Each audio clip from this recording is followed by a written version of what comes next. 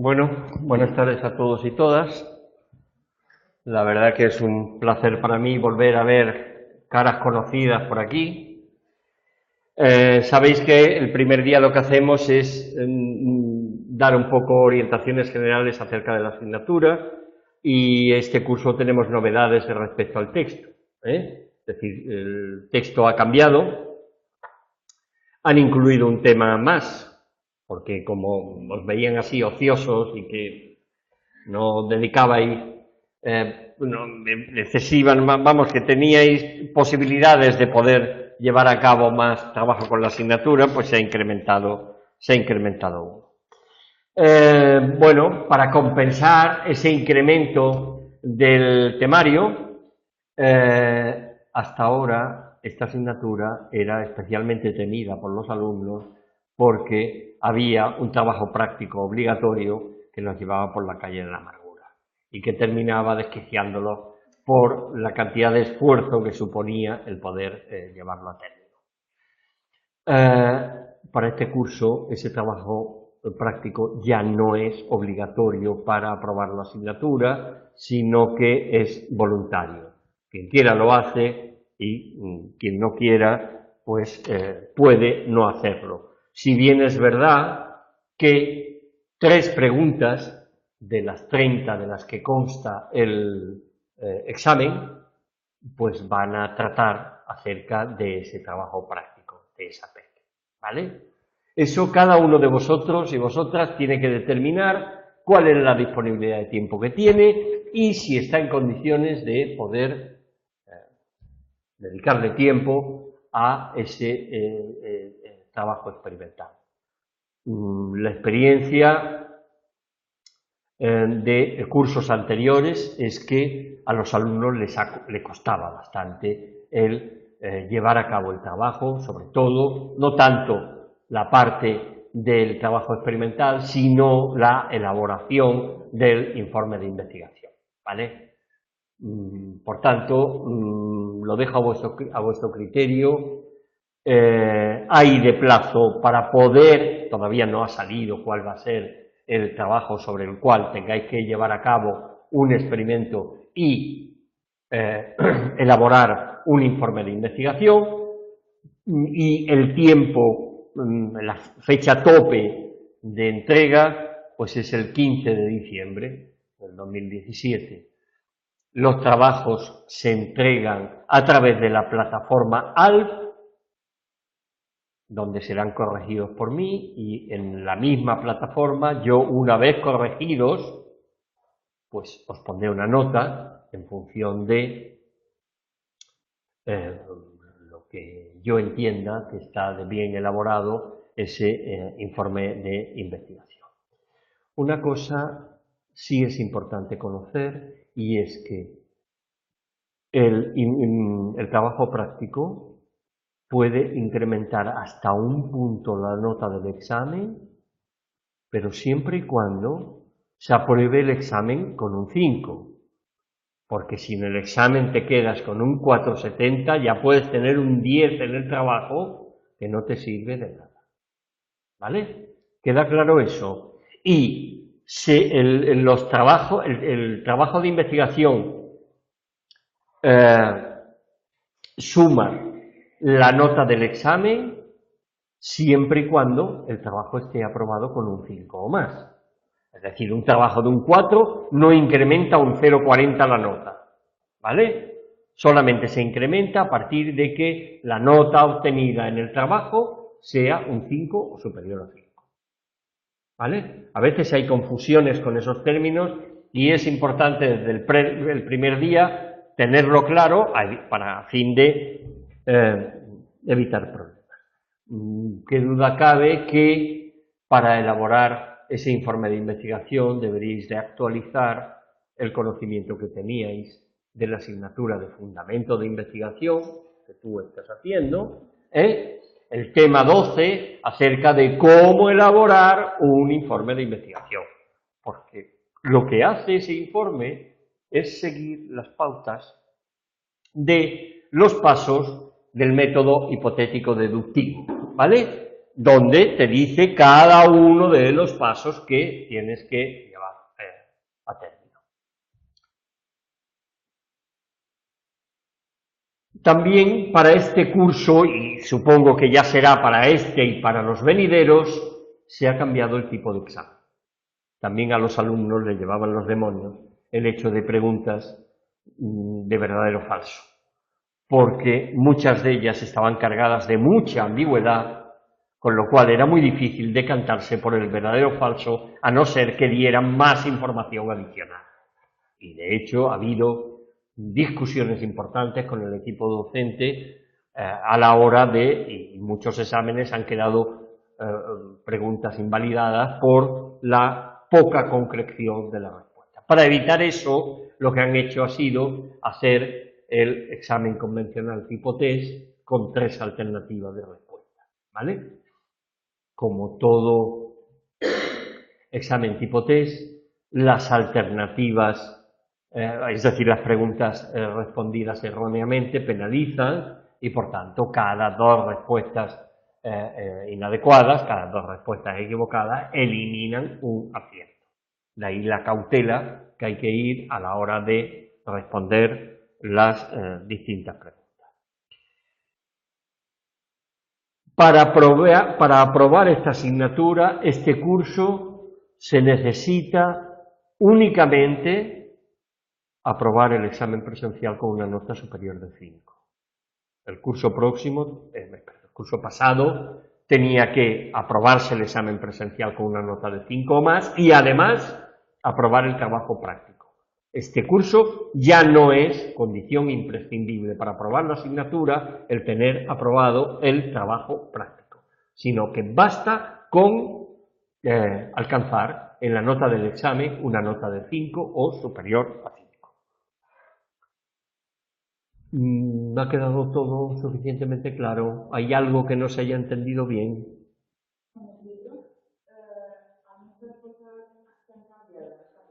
Yo, la semana próxima es cuando tuve este libro.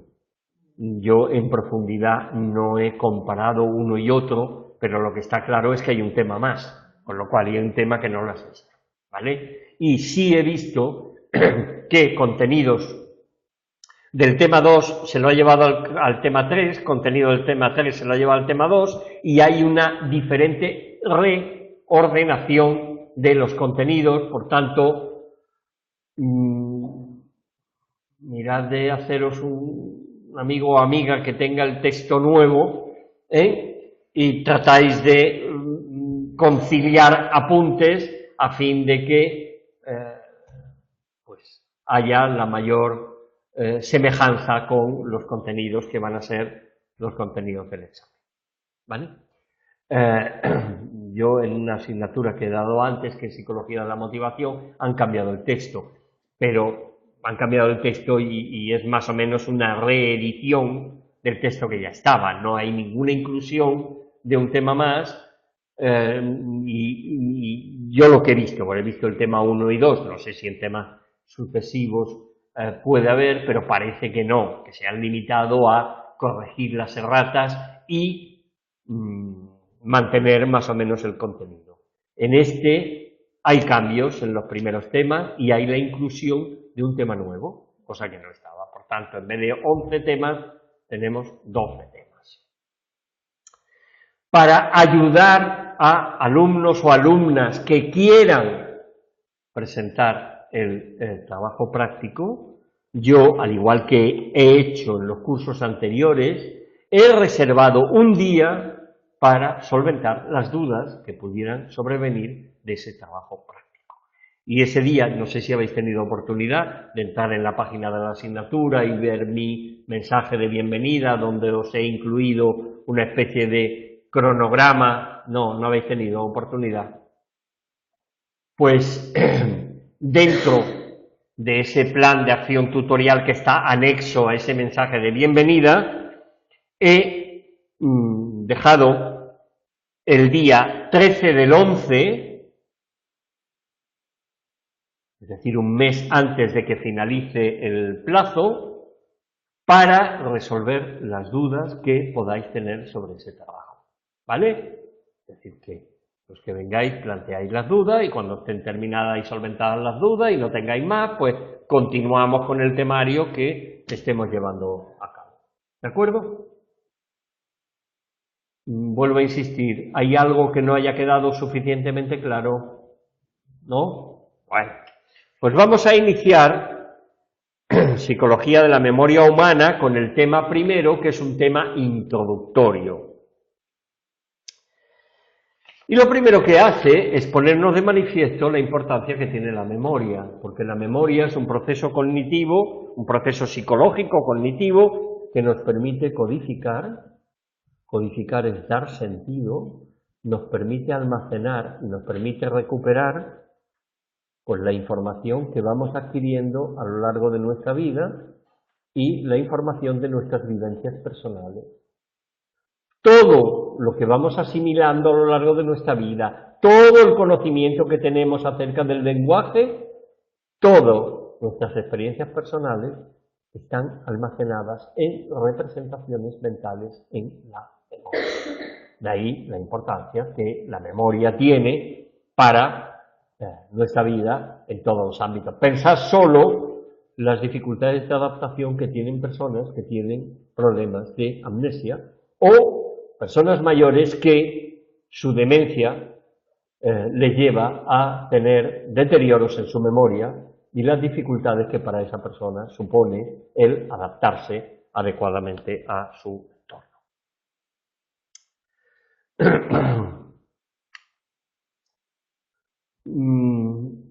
Sabéis por historia, tú me comentabas en el pasillo que habías sacado una nota magnífica en historia, sabéis por historia, a pesar de que a los filósofos clásicos no, al haberse convertido en una asignatura cuatrimestral, no se toma en consideración, pero desde que el hombre empezó a tratar de explicar qué le sucedía al ser humano, la memoria era un tema fundamental, Y Aristóteles, 4 siglos antes de Cristo, ya planteó la importancia de la memoria y planteó las leyes de funcionamiento de la memoria que después, en los siglos XVII y XVIII, los empiristas trataron de consolidar. Pero 4 siglos antes de Cristo ya se hablaba del funcionamiento de la memoria. Aquí nos pone como ejemplo 2 investigaciones acerca de la memoria.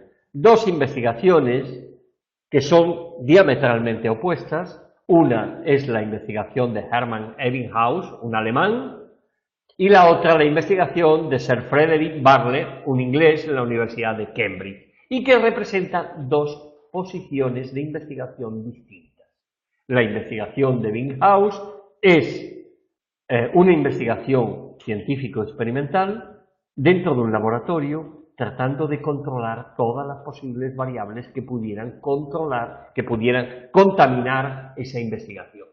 Por lo tanto, es una investigación que tenía un alto grado de validez.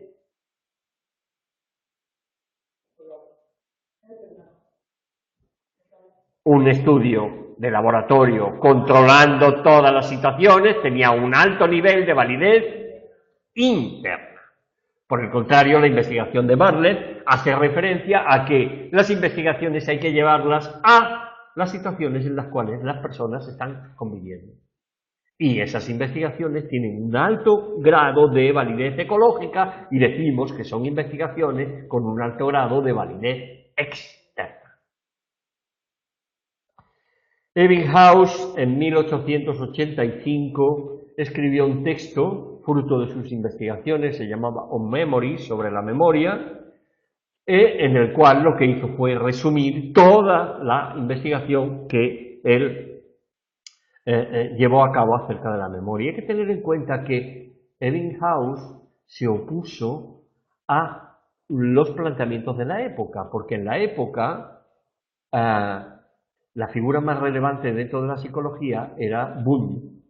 Y Wundt consideraba que la experimentación solamente podía llevarse a cabo en lo que él denominaba las afueras de la mente. Es decir, la investigación podía ser utilizada para las sensaciones, para las percepciones, pero no procesos internos como pudiera ser la memoria. Ebbinghaus, contraviniendo todos los planteamientos de Wundt, y siendo criticado mucho por él, después cuando Ebbinghaus logró imponer su criterio y de hecho obtuvo la plaza de catedrático en la universidad más importante de Alemania, la de Berlín, gracias a sus investigaciones, Boole tuvo que aceptar y felicitarle porque era un trabajo fundamental el que hizo. Bueno, Ebbinghaus llevó a cabo una investigación acerca de la memoria tomando elementos sin sentido, sílabas sin sentidos. Sílabas formadas por tres, lo que se denominan trigramas, con la secuencia consonante, vocal, consonante. Y utilizándose a él mismo como sujeto experimental. Es decir, él llevó a cabo un diseño de caso único. Él era el sujeto experimental. Investigó absolutamente de todo. Acordaros en la historia la cantidad de investigaciones que llevó a cabo Ebbinghaus. Déjame que ponga la carátula, que con las prisas no la he puesto. Decía que Ebbinghaus llegó a elaborar, a seleccionar más de 2.300 sílabas sin sentido, y con esas sílabas elaboró al azar listas de 16 trigramas, que son las que ponía a prueba. Él estableció un método que era el método del ahorro, de modo que una vez que él había adquirido una lista de 16 trigramas, medía el tiempo que le había costado aprender esa lista. Y para él una lista estaba aprendida cuando era capaz de reproducirla en el mismo orden 2 veces consecutivas. Si había algún error, había que seguir, ¿vale? Es decir, que el criterio de estar memorizado un contenido era ver si era capaz de poder reproducir durante 2 veces esa lista. Bueno, pues él vio, a través del método del ahorro, qué diferencia de tiempo hay desde que he memorizado algo y ha pasado un tiempo hasta que lo tengo que memorizar por segunda vez, ¿vale? Entendiendo él que siempre va a quedar contenido como representación mental en nuestra memoria. Es decir, aunque no nos acordemos de nada, en absoluto, en un momento determinado, siempre va a haber algo almacenado en nuestra memoria. Ebbinghaus fue el que primero planteó la diferencia entre aprendizaje y ejecución. Nosotros podemos aprender algo y en un momento determinado no acordarnos de lo que hemos aprendido. ¿A cuántos estudiantes no les pasa que en un momento determinado en el examen tienen el concepto y no hay forma de que...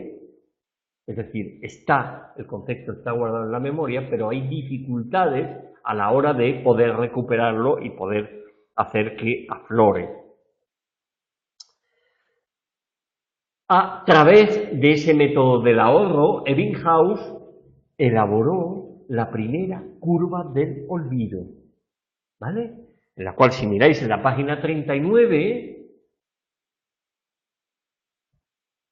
veis como una lista aprendida, cuando establecemos una demora de 8 horas, a las 8 horas, ¿cuánto recordamos?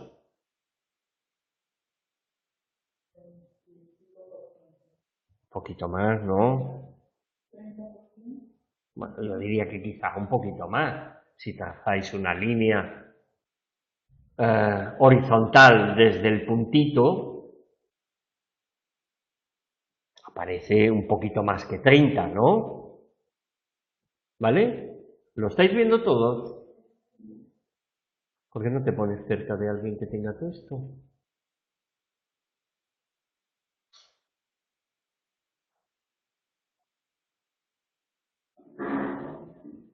Yo lo digo porque te será más fácil seguir si lo ves.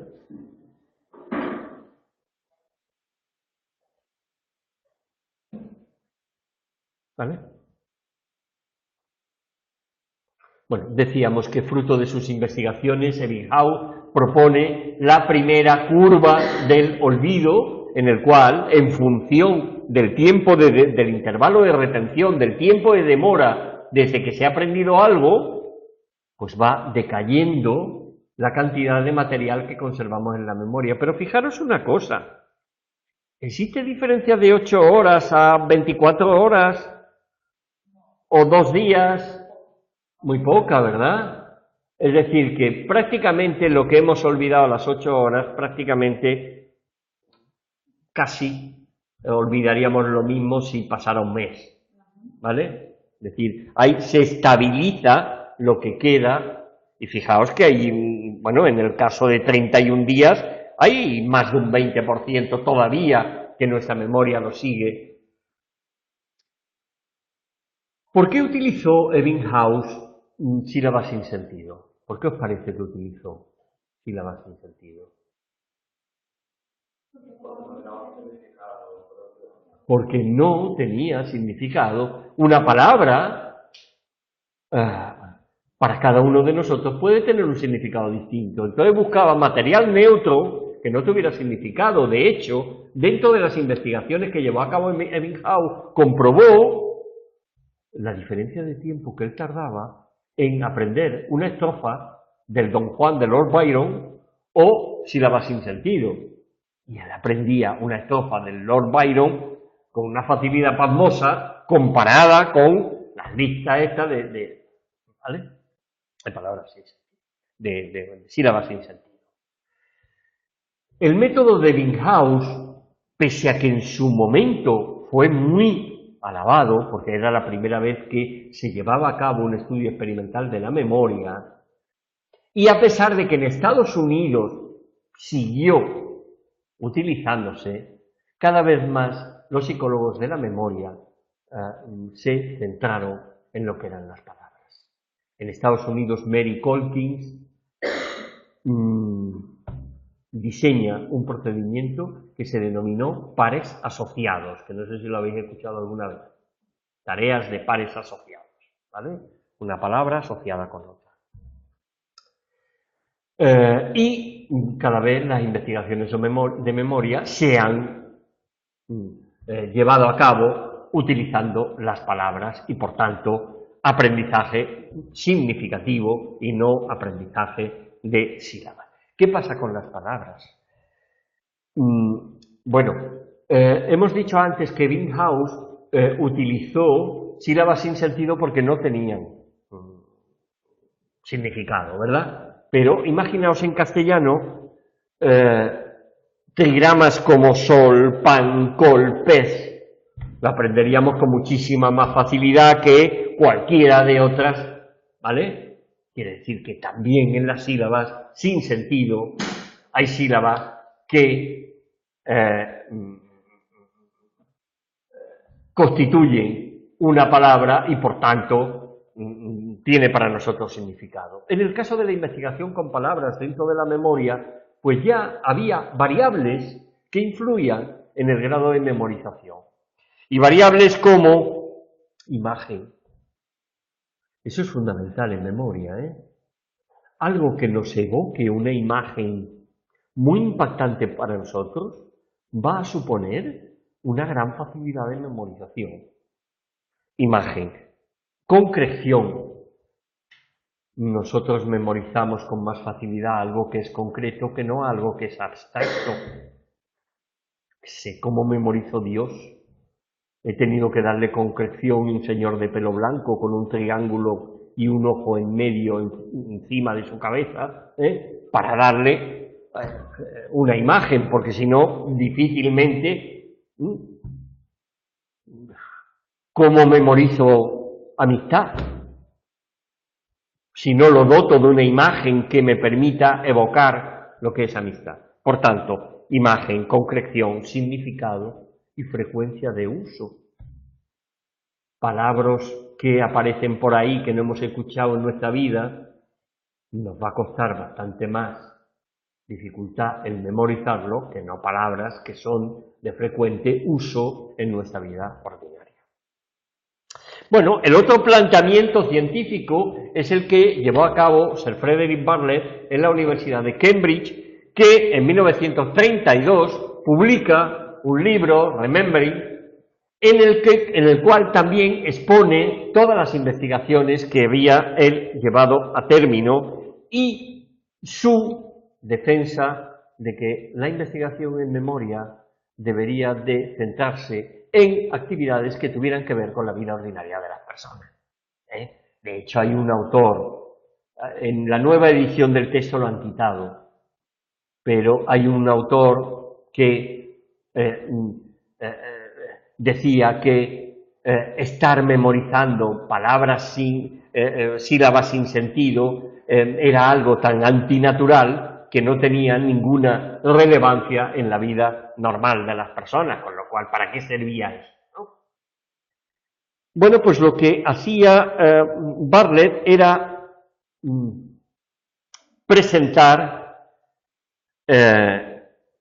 historias a través de un método que él denominó método de reproducción repetida. Y eso en vuestra casa podíais coger la historieta esta, pasarla a un documento de ordenador, no en el libro, porque si no a quien se lo paséis puede hacer trampas y puede estar releyendo en el texto, y no digáis que es una cuestión de memoria, sino simplemente, ¿qué te parece, amado o amada mía, si te lees una o dos veces esta historieta y al cabo de 15 minutos me haces un resumen, al cabo de un día, al cabo de un mes, al cabo de 6 meses, al cabo de un año, y ver qué es lo que pasa, es decir, qué cantidad recuerda?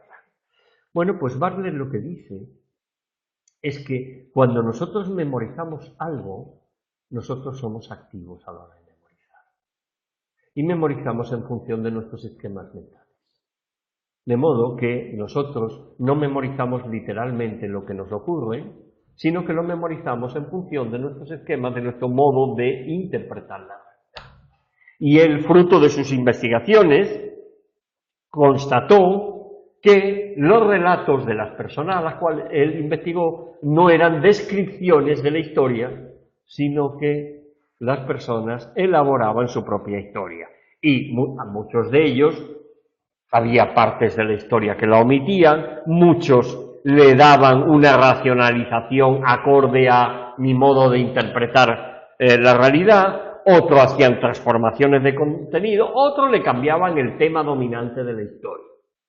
Y algo importante en su investigación es que cuando una persona, después de haber leído una o dos veces la historia, elabora el primer relato, ese relato lo mantiene más o menos estable durante todas las veces que haga el relato. Es decir, que no va cambiando, sino que he leído una historia y esa historia la he guardado en mi memoria con unos esquemas determinados y con una significación determinada. De modo que cada vez que yo reproduzca la historia, voy más o menos a seguir conservando el modo con que yo he almacenado en mi memoria esa historia. La verdad que como puro ejercicio podíais posibilitar que alguien en vuestro ambiente familiar cercano pues pudiera hacerlo y veis a ver si y constatáis si lo que sucede con la persona a la cual le pidáis que reproduzca de un modo repetido en distintos intervalos de tiempo esa historia, si realmente pues se da lo que Bartlett constató de las omisiones, las racionalizaciones, la transformación del contenido o cambiar el tema. Es decir, que yo creo que eso en nuestra vida ordinaria nos pasa, ¿verdad? ¿Te has dado cuenta, Pepita, la cara que me ha puesto no sé qué? Y hay 5 personas más. ¿Qué cara te ha puesto? Porque yo no he visto que Pepita te ponga ninguna cara.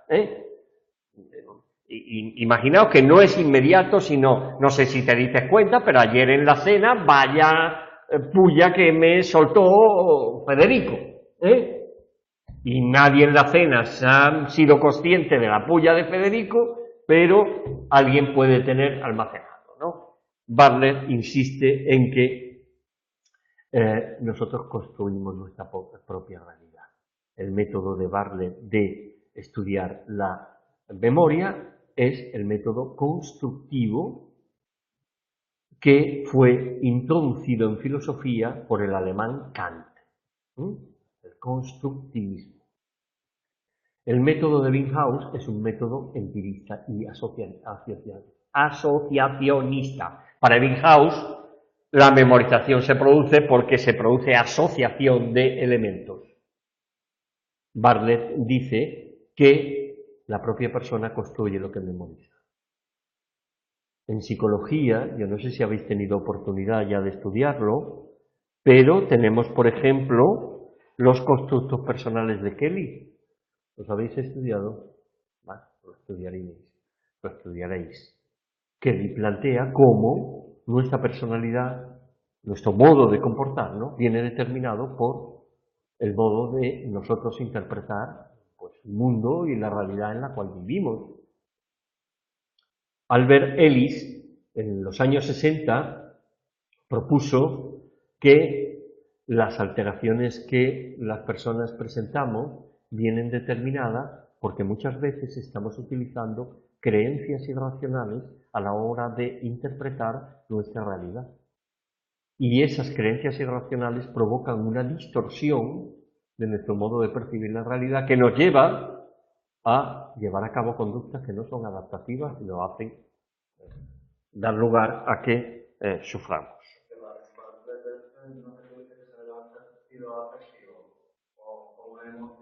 Sí, sí, sí.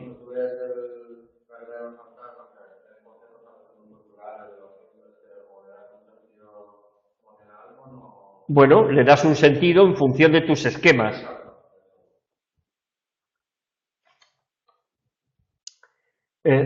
Dentro de la fundación de la psicología como ciencia, el primero que abordó al menos la definición y clasificación de la memoria fue William James, que en Principios de Psicología en 1890 propuso que podíamos diferenciar dos tipos de memoria. Una memoria primaria, que era la memoria inmediata, que es la memoria que necesitamos para funcionar en un momento determinado, y una memoria secundaria, que es la memoria a larga duración. Un discípulo de Bartlett, Donald Broadbent, con la aparición de la psicología cognitiva, propone la primera teoría acerca del funcionamiento de los procesos cognitivos y propone, eso lo conocéis por atención, propone la teoría del filtro de la atención. ¿Os acordáis?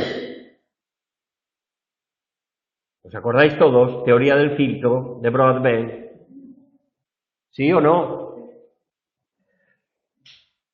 Para Broadbent, toda la información llega a través de nuestros sentidos y hay un filtro, que es la atención, que selecciona esa información y la transmite a un procesador, ¿vale? Y ese procesador determinará si con esa información llevo a cabo una respuesta o si con esa información la almaceno y ya veremos cuándo lo utilizo esa información. ¿De acuerdo? Durante el predominio de la psicología cognitiva empezaron a aparecer modelos estructurales o modelos espaciales. Estructural y espacial son sinónimos. Modelos estructurales o espaciales de la memoria, como el modelo de Baum y Norman, que también propuso que había dos tipos de memoria, tal y como defendía James, ¿vale? Una memoria inmediata y primaria y una memoria secundaria, y el modelo que más se extendió, que apareció en 1968, el modelo de Atkinson y Shiffrin, que defendieron la existencia de tres tipos de memoria. Memoria sensorial, de las cuales la más importante era la memoria icónica, que era visual, la memoria ecoica, que es la auditiva, y la memoria áptica, que es la táctil, ¿vale? Una memoria a corto plazo, las memorias sensoriales tienen escasísima duración. La visual dura 1 segundo y la auditiva 2 segundos solo.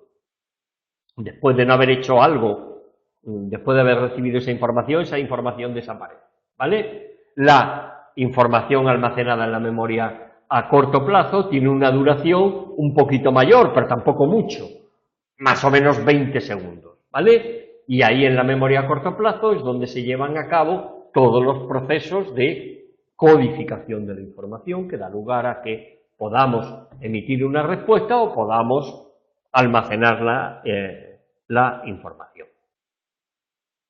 Atkinson y Shiffrin plantean de que cada uno de esos 3 almacenes, cada uno de esas 3 estructuras, tiene características distintas, funciones distintas y propiedades distintas. De modo que eran 3 almacenes de memoria distintos.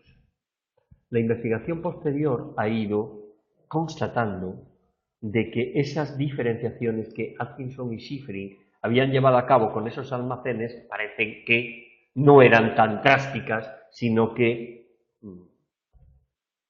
había propiedades de las memorias que podían ser compartidas por unos y por otros.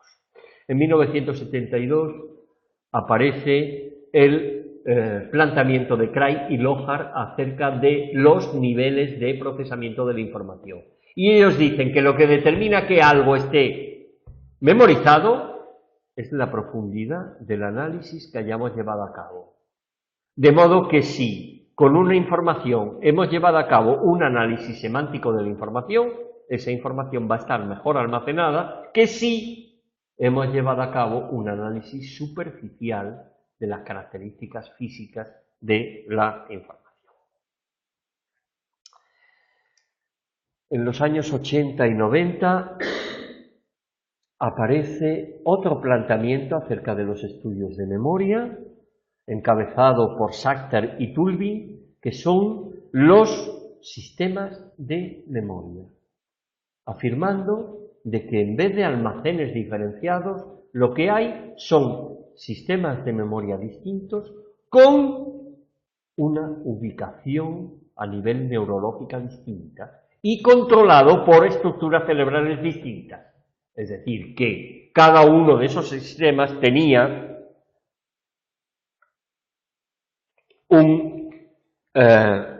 una regulación neurológica diferenciada. Y así ellos hablan de sistema de memoria de trabajo, sistema de memoria procedimental, sistema de representación perceptual, etcétera, etcétera. Hay un tema, el tema 10, que se centra en ese planteamiento de los diferentes sistemas de memoria. ¿Por qué en los años 80 y 90 apareció la teoría de los sistemas de memoria?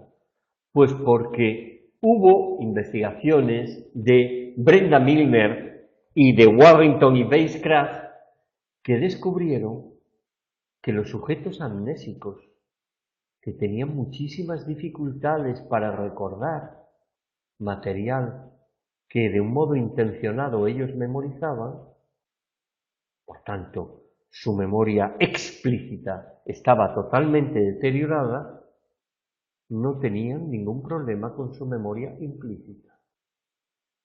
Y entonces está claro de que la memoria explícita y la memoria implícita tenían normas de funcionamiento distintos, porque en los sujetos amnésicos estaba deteriorada la memoria explícita, mientras que la memoria implícita estaba conservada. Mirad la página 53.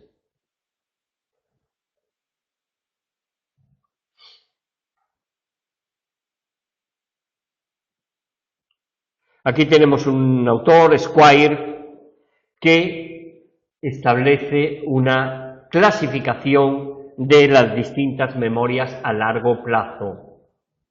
¿Lo estáis viendo todos? y distingue entre la memoria declarativa y la memoria procedimental. La memoria declarativa es una memoria de hechos y contenidos y es una memoria intencional. Se llama declarativa porque yo, de un modo consciente y voluntario, declaro que sé cuál es la capital de Francia. ¿Vale? Memoria declarativa. Por otra parte, está la memoria procedimental, que es una memoria de habilidades. Y es una memoria en la cual no se necesita prestar atención a ella. Y es una memoria que con la práctica se convierte en automática. Una vez que fuimos capaces de aprender a montar en bicicleta, ya no es necesario que hagamos nada más porque sabemos montar en bicicleta. Cuando aprendimos a atarnos los cordones, hemos adquirido esa habilidad y ya no es necesario que nadie nos dé orientaciones de cómo hacerla. ¿Vale? Por tanto, dentro de la memoria a largo plazo tenemos la memoria declarativa, que es una memoria intencionada, es una memoria en la cual se necesita atención, y la memoria procedimental, que es una memoria en la cual una vez con la práctica se convierte en una habilidad. Dentro de la memoria declarativa tenemos la memoria episódica, donde almacenamos nuestras vivencias personales, ¿vale? Y tenemos la memoria semántica, donde almacenamos los conocimientos que vamos adquiriendo de todo lo que vamos guardando en esa memoria y el conocimiento acerca del lenguaje.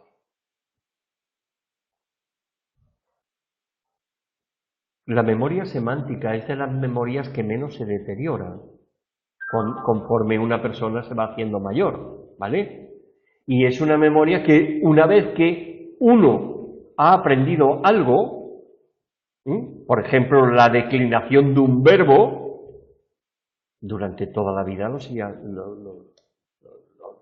sigue asimilando. En el verbo caber, una persona que ha aprendido que no es yo cabo, sino yo quepo, pues basta con que lo aprenda una vez y le memorice que es yo quepo, no yo cabo. ¿De acuerdo? Sí, sí. Eso, la semántica incluye conocimientos generales acerca de todo y conocimiento acerca del uso y funcionamiento del lenguaje. ¿Ok? Dentro de la memoria procedimental tenemos la memoria implícita. Llamamos memoria implícita a las memorizaciones que de un modo automático se hacen sin que el sujeto tenga intención de memorizar un material. ¿Vale? Destrezas motoras, y yo creo que si tenéis lápiz, añadir que además de motoras son cognitivas.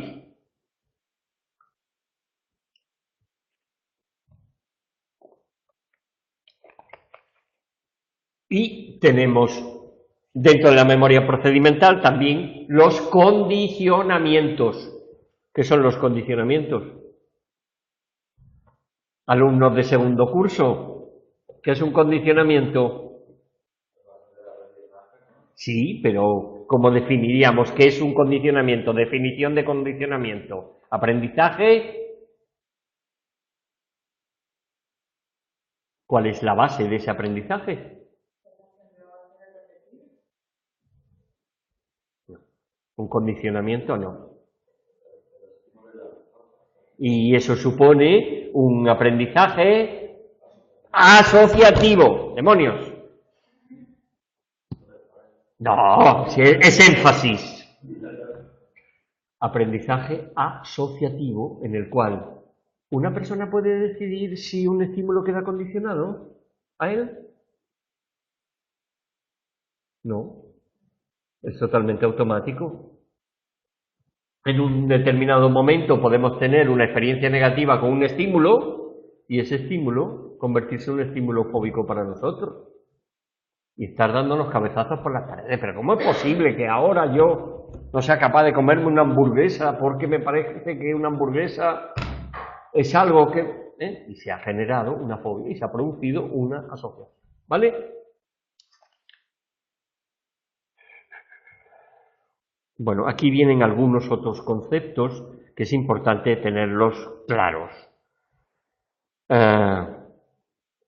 Sobre los contenidos que van a ser almacenados en nuestra memoria o que va a manejar nuestra memoria, llevamos a cabo procesos de codificación. ¿Qué es codificar una información? ¿Qué os parece que es codificar una información? ¿Qué es darle un código a una información?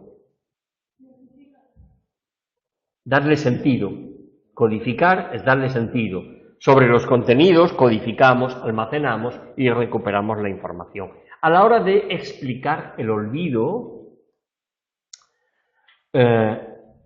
la teoría que inicialmente predominó es la teoría que hemos visto de Ebbinghaus y que después se consolidaría con Brown y Peterson, y es el decaimiento. Nosotros tenemos almacenado en nuestra memoria determinados contenidos, pero el paso del tiempo hace que esos contenidos pues vayan desapareciendo, ¿vale?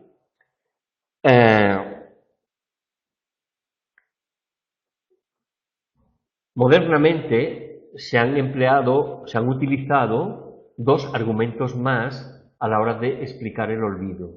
Uno, la falta de clave a la hora de recuperar la información. Hay una teoría que se denomina teoría de la especificidad de la codificación. Muchas veces todos, y yo en mayor proporción porque tengo más edad que vosotros, sufrimos lo que se llama el fenómeno punta de la lengua. Sabemos algo y ¿significa que no está en nuestra memoria? Está. ¿Y qué pasa? ¿Por qué no podemos emitir ese concepto o por qué no podemos? ¿Qué es lo que dificulta? ¿Qué os parece que dificulta el que podamos acceder a él? No se puede decodificar el momento. Porque no encontramos la clave que nos sirvió en su momento para almacenar la información. Imaginaos simbólicamente que nuestra memoria fuera una especie de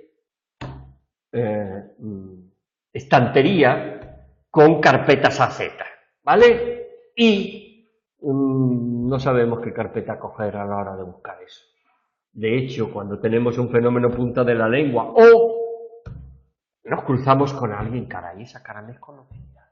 ¿De dónde puedo? Uno empieza a buscar carpetas, La conozco de la UNED, la conozco del trabajo, la conozco y busco ámbitos de conocimiento a la hora de, ¿vale? Uno sí reconoce cuál es, dónde conoce a esa persona, pero en un momento determinado no sale el nombre y uno empieza a enumerar iniciales de nombres de mujer, a ver si el hecho de estar diciendo nombres pueda aparecer, ¿no? Bueno, teoría de la especificidad de la codificación plantea de que el olvido se produce porque no encontramos la clave con la cual fue codificada esa información. Sabéis que muchas veces aparece un fenómeno como los que denominaron la Gestalt Insight. En un momento determinado, Tate es Paquita y es de psicología de la memoria, ¿vale? Y la tercera hipótesis acerca de por qué se produce el olvido es la teoría de la interferencia, que propone que las dificultades que tenemos a la hora de recuperar información de la memoria es porque otra información interfiere con ella y nos impide el poder extraer esa información. Lo veremos en temas posteriores, pero quedaros que la interferencia puede ser de dos tipos. Interferencia proactiva, cuando lo que hemos aprendido en primer lugar interfiere con lo que aprendemos en segundo lugar y dificulta que podamos extraer, o interferencia retroactiva, cuando lo aprendido en segundo lugar interfiere con lo que hemos aprendido en primer lugar y dificulta el hecho de que podamos recordarlo. Bueno, y un último apartado que aparece aquí es la importancia de la neurociencia en psicología.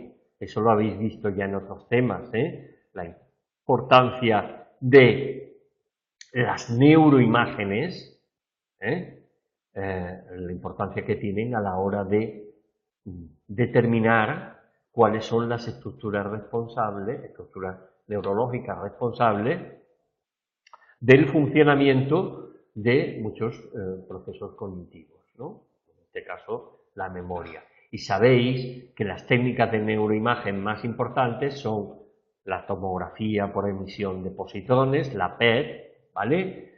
Que la dificultad de eso es que supone inyectar una sustancia radioactiva, que es la que va a ir marcando las distintas regiones cerebrales que se vean activas cuando el sujeto está llevando a cabo una actividad, o bien la resonancia magnética funcional, que no supone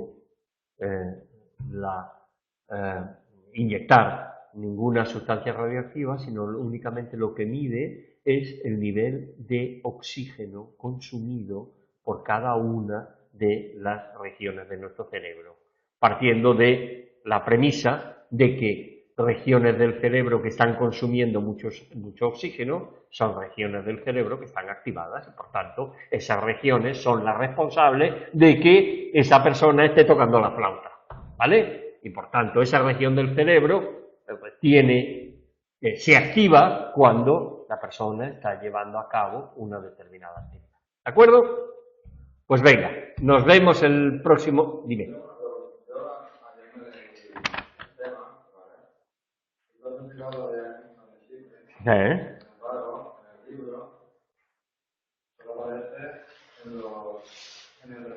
Ya. Y luego, la primera pregunta es, ¿la memoria procedimental es una memoria de habilidades? ¿Como verdadero? Sí. No, pues es un error, hombre. La memoria procedimental es una memoria de habilidades, caray. Empezamos bien, entonces, ¿eh?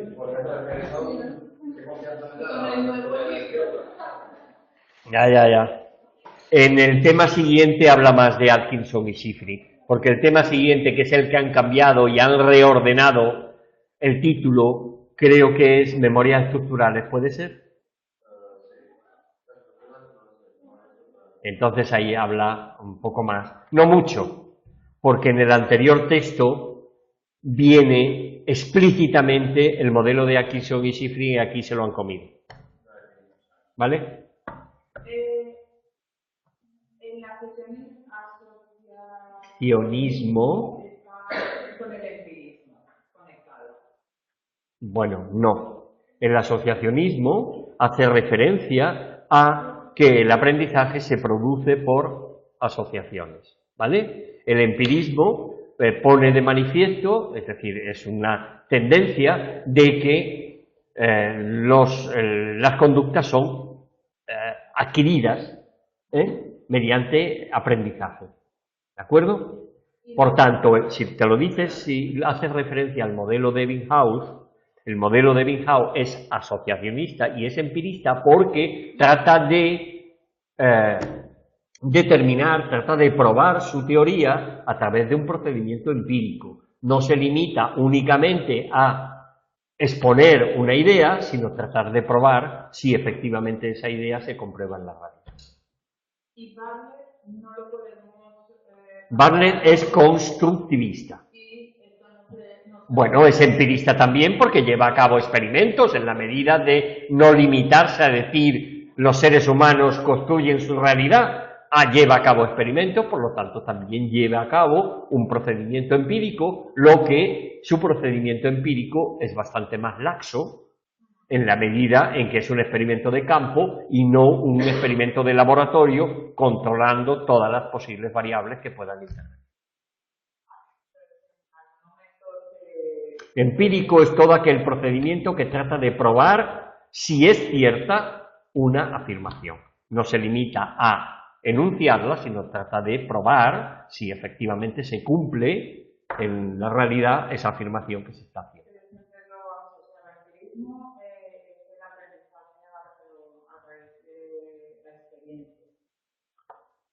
El conductismo fue el enfoque psicológico que más énfasis puso en ambas cosas, en que todo la conducta es aprendida y que la psicología ha de ser empírica, ha de probar la realidad. Por eso quizás te ha llevado a ti a establecer como si fueran términos sinónimos, pero no lo son.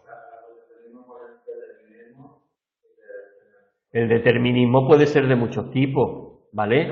Porque en el caso del conductismo, el conductismo mantiene un determinismo ambiental, pero en el caso de un enfoque fisiológico propone un determinismo biológico. Toda la conducta viene determinada por los procesos biológicos y fisiológicos. El determinismo es aquellos planteamientos en los cuales solamente conciben una única realidad, y eso, por fortuna, es rechazable porque no hay una única vertiente de la realidad. ¿Ok? Pues venga, hasta el lunes próximo.